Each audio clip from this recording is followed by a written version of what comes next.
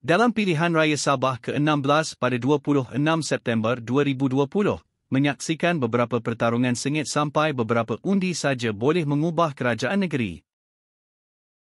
Mari kita tengok 5 kerusi paling sengit pada PRN 16. Di tempat kelima, N58 Lamak, Kubu Kuat UMNO Datuk Bong Mokhtar Radin mendapat jumlah undi 3,035 manakala calon warisan Razali Alias mendapat 2,374 undi. Datuk Bong menang tipis dengan majoriti cuma 661 undi. Menang juga, tapi memang berpeluh juga si Datuk.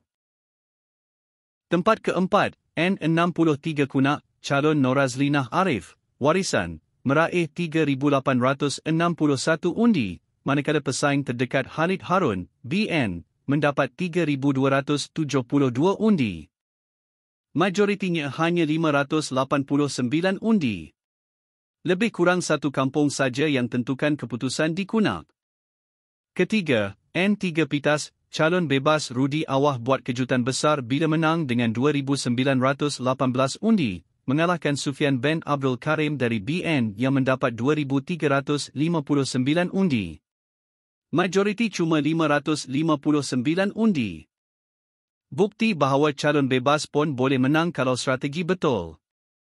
Tempat kedua, N8 Pintasan, calon Fairuz Rendan, PN, menang dengan 2,744 undi, sementara pesaing utama Pandikar Amin Mulia, Osno BN, memperoleh 2,660 undi.